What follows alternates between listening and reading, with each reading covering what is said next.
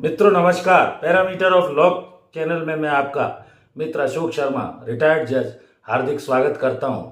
आज मैं माननीय सर्वोच्च न्यायालय के हाल ही में एक महाराष्ट्र थाने के जमीन विवाद से संबंधित मामले में जो व्यवस्था दी गई उसे बताने जा रहा हूं, जिसमें माननीय 2 जजों की बेंच जिनका नाम जस्टिस विक्रम नाथ और जस्टिस एहसानुद्दीन अमानुल्लाह था, उनके द्वारा ये कहा गया कि न्याय की मदद से कोई भी कमजोर व्यक्ति ताकतवर पर हावी हो सकता है।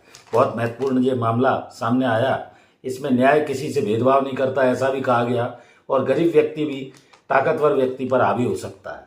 इसमें शीर्ष कोर्ट ने कहा कि हमारे समाज में शक्ति संरचना की व्यवस्था दी गई है और इसके तहत इस तरह से कमजोर हमेशा खुद को अधिक ताकतवर बना सकता है। न्याय के साथ न्याय पाकर भूस्वामित्व के एक मामले में जो महाराष्ट्र थाने का था, ये कहा गया कि हमें दिखता है कि कैसे शक्ति की तलवार को धोखे, ठगी और लालच से तेज किया जाता है, लेकिन इसके लिए बेंच ने कहा ऐसे मामले में कोर्ट को लोगों को न्याय देना होगा, उनकी जिंदगी और संपत्ति की रक्षा करनी होगी। न्यायिक व्यवस्था में उनके भरोसे पर भी ध्यान न्यायिक व्यवस्था को रखना होगा। मशीन की तरह विवादित लेन देन का विश्लेषण न्यायालय नहीं कर सकती है और इस तरह यह सुनिश्चित करना होगा कि अन्याय जिसके साथ हुआ उसको न्याय मिले, उसका समाधान हो, किसी की को अपनी ही गलतियों का फायदा न मिल जाए।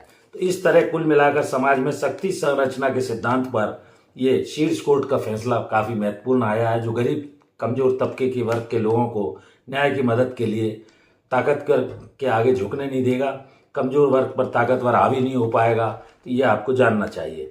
इस तरह जस्टिस विक्रम नाथ और जस्टिस एहसानुद्दीन अमानुल्लाह की बेंच ने शुक्रवार को महाराष्ट्र के एक थाने की जमीन विवाद पर सुनवाई करते हुए ये बात कही और इस तरह शीर्ष कोर्ट का ये फैसला, जिसमें संपत्ति संबंधी विवाद है, उन लोगों के काम आएगा। विवादित लेन देन का विश्लेषण मशीन की तरह नहीं किया जा सकता, बल्कि न्याय व्यवस्था पर विश्वास रख के ही किया जा सकता है। अन्याय का समाधान होगा इसमें और किसी को भी अपनी गलती का फायदा उठाने नहीं दिया जाएगा।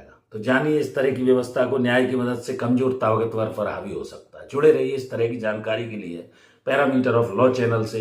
एक और अनुरोध, मेरी धर्मपत्नी श्रीमती अर्चना शर्मा का भी यूट्यूब पर चैनल है, अर्चना RTF के नाम से, उसमें भी कुछ वीडियोस उसके द्वारा डाले गए हैं। वीडियोस देखिए, लाइक कीजिए, शेयर कीजिए, ज़्यादा अच्छा लगे तो सभी को आप उसको भेजिए।